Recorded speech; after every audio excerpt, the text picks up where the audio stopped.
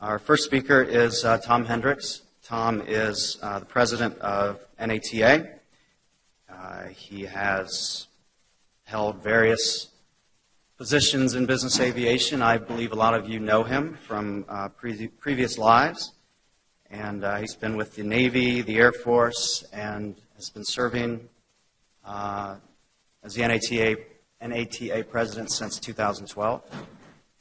This is somewhat of a homecoming for Tom. He's from Fairfield and grew up flying at the Butler County Regional Airport.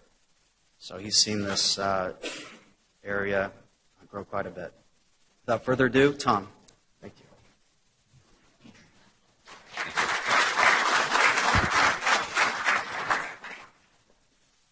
Well, thank you, Mercer and Al and the entire Reynolds Jet team. Congratulations on a huge effort to pull this off. It's great to see everyone here today. And it's also great to be back in Cincinnati. It's changed a lot. I was with Delta here for a few years. I left in '94 and moved to Atlanta, to Mecca, if you're a Delta Airlines pilot. And so I have some questions. What happened to Riverfront Stadium? Is Montgomery Inn still here? Okay. Did Jerry Springer ever learn not to write checks to hookers in Newport? Okay, that was kind of a mixed bag. But it really is good to be back home. I mean, I love Cincinnati, I love the people, and I was quite honored that Alan Mercer extended an invitation to come. You've got a great agenda. You're going to love hearing from Joe. Remember Robert Sumwalt's very impressive, a strong general aviation advocate and voice for general aviation on the NTSB. We work very closely with them. So I'm beginning my third year as NATA's president. Many of our members have asked, what surprised me the most during my first years leading the association. What surprised me the most was how easy it was to answer the question, frankly. I've spent years away from general aviation. I forgot just how fun and engaging it was, frankly. While I knew Nata members as serious, savvy business operators and owners, they're primarily driven by a deep-rooted and contagious passion for aviation. And as I've started flying again in general aviation, that becomes more and more evident. And it's great to be associated with a fabulous group of people.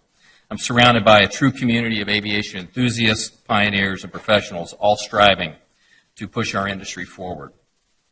I feel that within my aviation career, I've been very blessed. I've returned home, and the strong sense of community is perpetuated by the large number of family-owned and operated businesses in NATA's membership.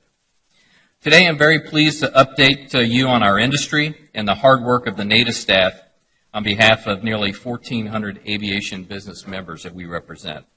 And we call it Nata, Nata, and NATA, and that's your choice. And I asked that in one of my job interviews, so I'll probably go between all of those.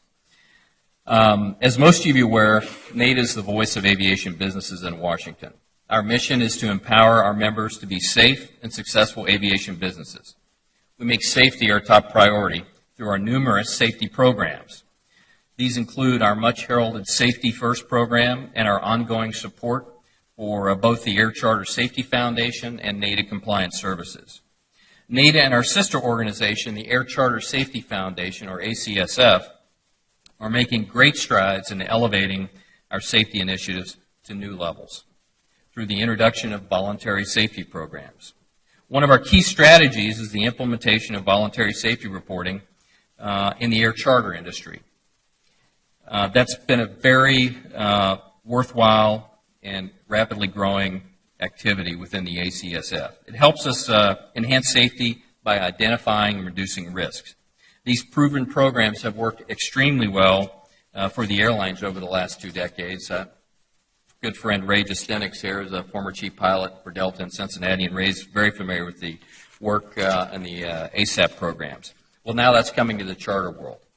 The FAA and the ACSF have worked together to bring this key program to the air charter community, and the program was recently expanded to include some corporate flight departments. It's largely regionally based. The initial region was up in the Great Lakes. We've started a program out at Scottsdale. The ACSF has with the Western Pacific region, and we're trying to get John Goglia to get the Northeast region to get some ASAP programs going up there. But it's just a wonderful program. All of us have experienced ASAP in our careers, realize that over time it changes the culture of how we view risk and safety, and trust between, frankly, flight crews and management. All participants in the ASAP program can access very valuable safety information that might not otherwise be attainable, and flight crews do not receive enforcement action by either the FAA or their companies. Earlier this summer, we were also pleased to an alert on some acronyms. I'll try to go very slowly. We received this summer, we announced a partnership with the International Business Aviation Council in Europe to enhance global aviation safety for ground handling of business aircraft. Nata and IBAC launched the International Standard for Business Aircraft Handling, or ISBA. We did this at the European Business Aviation Council meeting in May in Geneva. ISBA is a set of global industry best practices for business aviation ground handlers that feature at its core a safety management system, and it now incorporates the Nata Safety First Ground Audit Standard. That is moving forward very rapidly, and we're pleased with that. As one global industry code of best practices, ISBA will provide standardization to handlers and operators around the world to meet the coming SMS requirements of ICAO.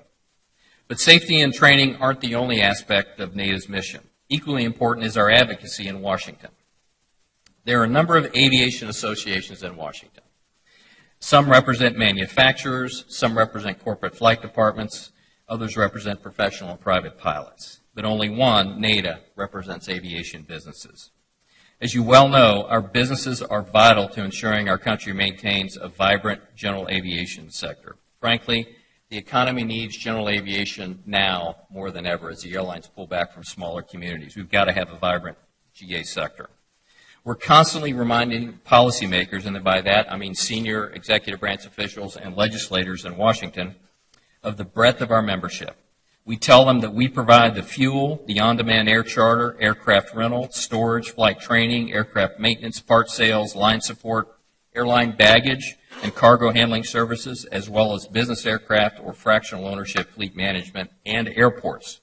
We're the Chamber of Commerce for aviation, and we're mostly small business representatives. That plays well on the Hill, and it bodes well for our industries and our ability to influence policies. Because of this unique position in the industry, it's critical that NATA play an active role in helping shape policies and legislation that safeguard our members' ability to win in the marketplace. Primarily, this means helping educate local, state, and federal elected officials on the vital role that aviation businesses play in their communities. We make sure these officials understand that you represent critical investment and jobs in their communities. Now, I've never landed on a Democratic runway or been cleared to land by a Republican tower. And because of that, NATA approaches Capitol Hill in a bipartisan manner. It's best exemplified by our work with other general aviation associations in recruiting House and Senate members to the General Aviation Caucus.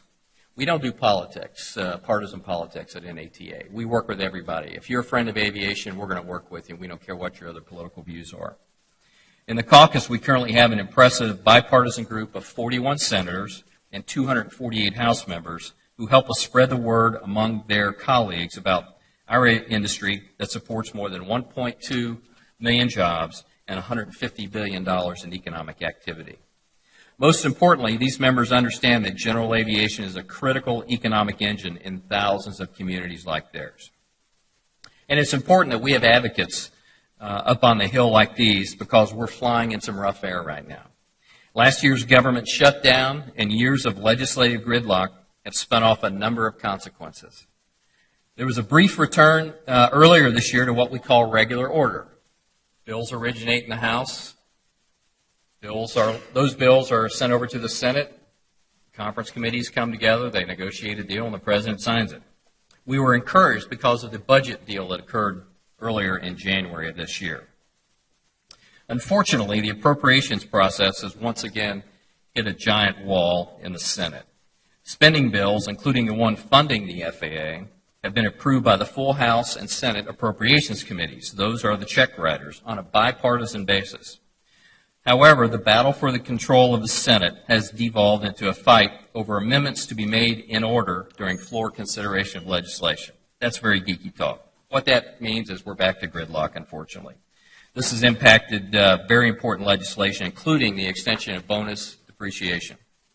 The result, only critical must-pass legislation to fix the problems at the Veterans Administration and to prevent a cessation of highway funding end up moving forward to the President's desk. And highway funding was a short-term measure till next May. So last year it was all about water resources. This year it's been all about highways. The can got kicked to May. We start FAA reauthorization beginning next month, October the 1st. So we're already in talks with the House Transportation and Infrastructure Committee, the Senate Commerce Committee.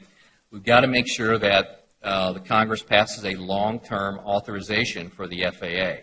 The previous bill, which was signed in 2012 on Valentine's Day, was the end of 23 extensions to the FAA reauthorization. So when you get a 3 or a 6 or a 9-month extension to your major regulator, and I advocate that we are the highest regulated industry in the United States, it's hard for business owners to make long-term capital investment decisions. It's hard for the FAA, frankly, to make long-term capital investment decisions. So we've been working with the key committees, the Aviation Subcommittee, we've been working with the Senate, and with the Appropriations Committees as well to make sure they understand the importance of moving aviation forward. And a change in the control of the Senate, as you know, remains a possibility. 6 seats need to change hands for that to happen. The Republican leadership has aggressively supported primary candidates that are considered more electable in a general election. As a result, the door is open for a third straight election cycle for a possible Republican takeover of the Senate. For subsequent election cycles, the calculus is much different. This is really the last good opportunity for at least a couple of election cycles for the Republicans to take over. As people who live in or near Kentucky, the Kentucky border area already know, these states where the Senate seats have been judged to impact control of the chamber, Alaska, Arkansas, Georgia, Kentucky, Iowa, Louisiana, Montana, North Carolina, West Virginia, just to name a few, you're already being bombarded with TV ads, and it's just going to escalate from here. Finally, sequestration and shutdown last year have opened the question for some about the future structure, services, and funding of the FAA. This is a very serious policy issue, and we're deeply engaged on it. And with the FAA reauthorization, again, scheduled for consideration next fiscal year, in other words, next month, this is a dangerous time for this subject to once again be raised about how we're funding the FAA. Next year's FAA reauthorization bill should not be bogged down in yet another pointless debate over privatization of the air traffic control system or replacing the current aviation fuel and ticket tax regime with user fees. There is no safer air traffic control system in the world, and there's no more efficient means of aviation taxation than that already in place. It's going to be a large policy debate in Washington. We're engaged. The model being held out is NAV Canada, which was privatized back in 1996. I recently flew with the president of MBAA up to Ottawa to be briefed by NAV Canada for a day, and it's very impressive. I invite them to come spend one day in the Northeast Corridor in the United States and see if they can do it any better than we do it. I'm not sure it's scalable, and it brings user fees to general aviation, which I'm not going to support. A user fee regime is not about efficiency. Far from it. The real agenda of such a regime is cost shifting from airlines to us. The upcoming reauthorization presents lawmakers with an opportunity to make it even clearer that the 24/7 operation of our air traffic system is, like our national defense, a national priority that should not be held hostage to political debates. Because of NATA's unique position in the industry, I was interviewed on the subject by a working group of the FAA's Management Advisory Council, known around D.C. as the MAC. Former FAA Administrator Jane Garvey, who chairs the MAC, recently reported to me that the MAC's working group could not find consensus within the industry on what the structural changes to the FAA would look like, or if any changes were needed at this time at all. I'm also pleased to report that we're moving forward on a number of interesting fronts in the regulatory area. Working closely with the TSA Airlines for America, which is the airline trade group, and the Airline Pilots Association, we were able to bring to the Part 135 community the Known Crew Member Program, or KCM. KCM is a risk-based screening system that enables TSA security officers to positively identify in real time the employment status of flight crew members. The program expedites flight crew member access to sterile areas of the airport, enhances security, reduces passenger screening line congestion, and makes airport checkpoint screening more efficient for all who depend on air transportation. I led the team that developed this program at A4A, and when I showed up at NATA, I said, why don't we have charter pilots in there? And it's taken us 2 years, but the TSA has finally approved that. So we're very pleased with the progress. By leveraging the vetting processes already in place for charter crew members, TSA officers, KCM participants, and all other travelers will benefit from the efficiencies produced by this system. Nata and our sister company, Nata Compliance Service, celebrated the first use of known crew member access points by air charter pilots in May at Washington Dulles Airport. They were with Jet Aviation out of Teterboro. Today, there are scores of air charter crew members utilizing KCM at nearly 60 major U.S. airports. NATO is also providing leadership on other important Department of Homeland Security and TSA committees, including recently securing a 2-year term on the Department of Homeland Security's Aviation Security Advisory Committee. This committee provides valuable assistance to DHS on matters related to civil aviation security and is a powerful way for NATA to advocate for enhanced security for our industry. On the training front, NATA is a member of the Air Carrier Training Aviation Rulemaking Committee. Dennis Fox, Dennis, where are you, is one of the NATA members that's helping us on that activity. The decision to form the ACT-ARC was announced by Administrator Huerta last November at the Air Carrier Training Roundtable, which I participate in. The ACT-ARC, and this is where the abbreviations can get out of control, so please bear with me, but this is Washington talk. The ACT-ARC provides a forum for FAA and industry to work together to focus on updating air carrier training and also serves as a steering committee with several working groups. Dennis is on the Air Carrier and Contract Training Working Group, which will make recommendations to update Part 135 and Part 142 training policy. It's being led by NATA's Director of Regulatory Affairs, John McGraw. I was able to hire John about a year ago after a long career at the FAA, most recently as the Deputy Director of Flight Standards, and John knows his business. Dennis will tell you that. So it's been a huge win for our industry. Finally, we're working over at Treasury and IRS toward guidance on the correct application of fuel and ticket taxes on Part 91 and Part 135 operations. We believe the IRS understands it must somewhat align with how our industry is regulated by the FAA. That was no small task. This is a huge step in the right direction. At a recent meeting with Treasury and IRS, government officials appeared willing to consider following the FAA operational control concepts to determine whether commercial or non-commercial excise taxes are applied. They will propose a rule this month, and we're prepared to respond to that, but we've been working very quietly behind the scenes with both Treasury and IRS. In what we consider a very encouraging sign, the IRS recently reached out to us with questions about Part 91 and 135 business arrangements that indicate the agency now sees NATA as a resource to better understand our industry. We also deeply appreciate the help of the Ohio congressional delegation on this important issue. Senators Brown and Portman, as well as Ohio Representative Teaberry, introduced bipartisan legislation to require the IRS to exempt the amounts aircraft owners pay for management services from the commercial aviation tax, excise tax. Clearly, in the gridlock Congress I referenced earlier, enactment of such a bill is a tough proposition. But at the least, it sends to Treasury and IRS a positive signal of congressional intent. So let me say in closing, we're an association on the move. I mean that literally. This fall, in fact, the last part of November, we're moving our headquarters from Alexandria, Virginia, where we've been for the last 33 years. It's a wonderful dentist office, but not a great trade association office. So we've sold the building, and we're moving a block from the White House, right across from the U.S. Chamber of Commerce. And it's a huge improvement for us at NATA. We want to be in the heart of where aviation's important policy and regulatory issues are decided, and that's going to help our industry tremendously. As you can imagine, all the activity I've outlined does not occur without a very talented staff. I'm very proud of NATA's employees. So you've heard about the NATA's important safety initiatives and policy engagement, but membership also confers other benefits. We have conferences throughout the year, the Aviation Business and Legislative Conference, the Air Charter Summit, and the Aviation Business Roundtable in November. Finally, I'd like to offer you some insight into my philosophy on succeeding in Washington, and it's been a big change for NATA. It's best summarized by listen well, be clinical and thoughtful, be respectful, don't worry about who receives the credit, work harder than anyone else, and be closers. Thus far, this strategy is working extremely well. More than ever, NATA is sought out by our regulators and legislative staffs because we're viewed as honest brokers.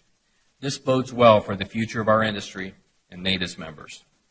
So for those of you that are not already NATA members, join us. We need you. It's important for aviation businesses to be strong and united as we engage in the critical policy and regulatory debates that will define our future. And working together, I believe the future is very bright. So thank you, and I'd be happy to take any questions you might have.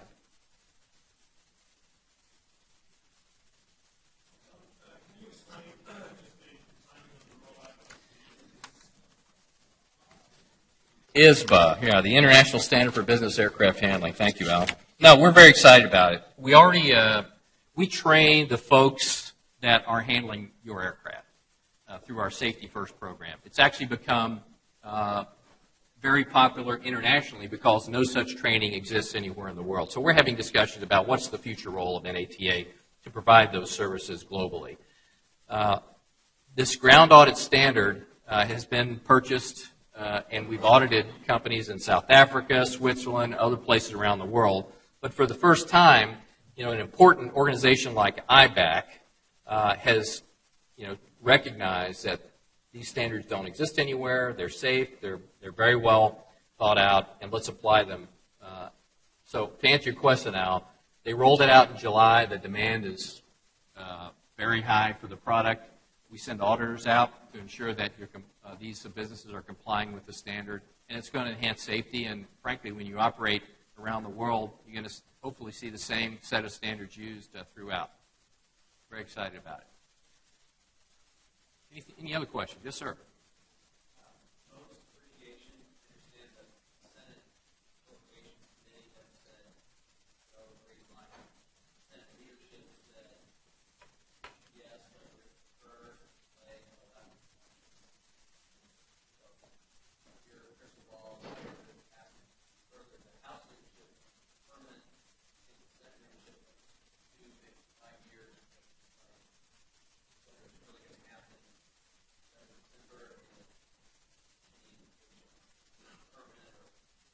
Sure. Yeah, great question. And it really not only includes bonus depreciation, but the Section 179 expensing. I'm just a dumb pilot. I've learned all this stuff in the last few months, so don't think I'm an expert on tax policy. But so there's strong support. We were forced to live January 1st with the old regime for bonus depreciation and Section 179 expensing. So we went back to the way it used to be before we had the financial crisis. This was used as an incentive to get businesses to invest. It's going to depend on what happens in the Senate. There's bipartisan support for this. We always emphasize the job-creating value of our businesses. Most of our businesses are very small, and for small businesses to go out and make capital investments, it's a huge positive for the economy. So if the Senate switches hands and goes Republican, we're not going to see it by the end of the year. Because what you're going to see is gridlock bring everything to a grinding halt in the lame duck session. Because the Republicans want to have their hand on any new legislation. And we'll march up to the Hill like we do with GAMA and MBAA and AOPA and talk about these issues once again. But the Republicans, if they win the Senate, are going to want to shape all legislation in their view. If the Republicans don't win the Senate, there's a chance that we'll get Section 179 expensing and bonus depreciation passed this year.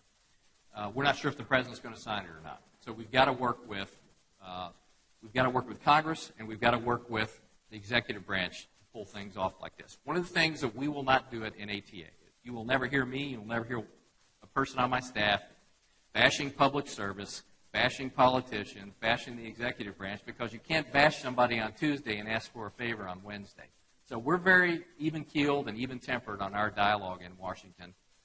It's more art than science, the political world. I'm not a lobbyist. I hire the lobbyists that go, practice their craft, and it's going to be a very interesting election.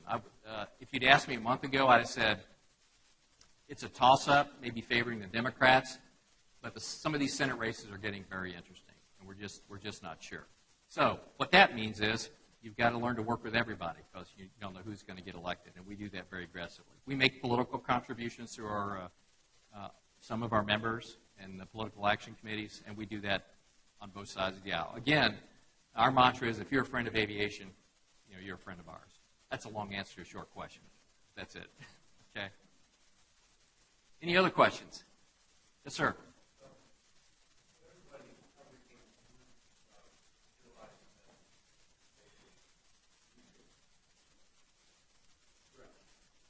Sure.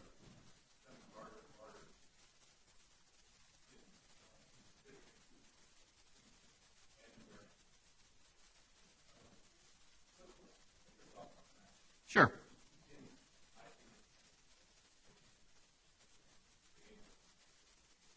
So the question is the efficiency of the FAA and approving new equipment, new op specs, those sorts of things. Tell you what, the folks I've dealt with at the FAA are pretty sharp. They're very bright. They're very dedicated public servants. They've helped us create the most safe, the most efficient, most complex airspace system in the world. So in doing that, the FAA has a very high standard for safety. They're great people. They're very sharp. We sent them home for a few days last year, a couple different instances. We did it in 2011 as well. Say that morale's an issue for a lot of the inspectors out there, and I don't blame them, frankly. So that's more of the reason we need to have a long-term funding mechanism through Faa Reauthorization to make sure that we're giving them the resources. Their workforce is aging. Okay, that's going to take a while to work through, not only on the aviation safety side, ABS, which has flight standards and aircraft certification in there, but also on the air traffic controller side. So more and more, it's very difficult for the FAA to become efficient because as the workforce ages, the pay rates go up and more of their budget goes to pay salaries and benefits. We will work through that eventually. Like any large organization, be it in government or private industry, it's not monolithic, right? You have different cultures in different parts of a big company or a big organization like the FAA. So it's a tough challenge. I will tell you this. I was a member of the Next Gen Advisory Committee. We gave advice directly to Administrator Huerta. The worst thing we can do is stand up and say, you guys are all screwed up. This is not working. Just why don't you do something else? It's much better to be solution-oriented. The administrator views our industry as a resource to try to educate and say, where can we help you accomplish this? Congress has been good to the FAA. They've got about a $16 billion budget. The Airport and Airways Trust Fund comes up with about $12 billion of that. So Congress funds the FAA at about $4 billion every year. They've done that pretty consistently. The challenge is their workforce is aging and their pay rates are going up and their benefits are going up in a constrained budget environment. So it's going to be challenging. I did not answer your question, but it's a big task. And Administrator Huerta knows this. Any other questions? Yes, sir. Great question. And that's been probably, so the question is how do we roll out ASAP everywhere? It's been dependent on what FAA region you're in, frankly. The Great Lakes region had a lot of airline experience with Northwest up there, and they embraced it very quickly. Some of the other regions, it's just a matter of I've only got so many inspectors that can go to event review committee meetings and adjudicate some of these reports. We've just got to continue talking about the benefits of it, and slowly we'll get there. But depending on what region you're in, it can be very resource constrained. So we're talking with the Flight Standard Service about how we can be more efficient. Can we use some third parties? Can we send people around the country to participate? Because the key is the event review committee who looks at an incident that's happening out there and then grabs it. Right now, we've got people in the Air Charter Safety Foundation that are flying out and participating in all of these event review committees. That's not sustainable. We've got to be able to scale that. But it brings huge benefit. It starts your safety culture change, frankly. The airlines have been doing it for a long time. The first step is ASAP. Eventually, you want to get to a flight ops quality assurance program where you're collecting the data. So the ASAP reports are great. People develop trust with their management team and with the FAA about voluntarily providing safety information. But it's always your view of an event, right? I filed ASAP reports, but it was my view of the event. The data, when you match the data up with a narrative in an ASAP and the surveillance information that the FAA can bring to bear, we do that at the MITRE Corporation out west of Atlanta, you really start to get a good picture of what's happening out here in the environment. So much so that you can maybe start to see trends before they exceed an acceptable risk level and put mitigations in place. We need to get our segment of the industry there. It's going to take a while. It's going to require us to collect data in the future. So the first step is ASAP. We've just got to roll it out as soon as we can. The Part 135 community's made a lot of great strides. A lot of good performance in recent years in Part 135, and we're not shy about telling the FAA and the government and the Congress about that as well. So. One last question. Al's giving me the look. So I learned to fly up at Hamilton. I'm a local boy, and I in the summer of 1976, after my freshman year in college, I had an old grizzled flight instructor who yelled at me every now and then, which greatly prepared me for Navy flight training. So I've been flying up there, enjoying, and he goes, hey, let's go down to your first controlled field. Let's go down to Lunkin Airfield. And I remember flying down there, and I talked on the radio, and I talked to the tower, and they go, we'll report a 2-mile final. And I absolutely froze. And I looked at my instructor and said, what happened to downwind and base? He didn't tell me about this. So I have just such great memories of flying in Southwest Ohio. It's great to be home, and thanks so much for listening to me today.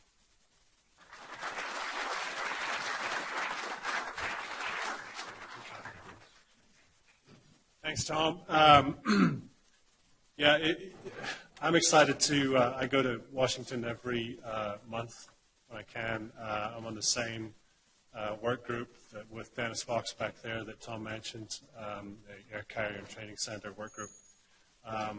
And this new facility that NATA is going to move into is literally 1 block away from the White House, so they're going to be right in the middle of things. So that's an exciting time for NATA. Thank you very much, Tom.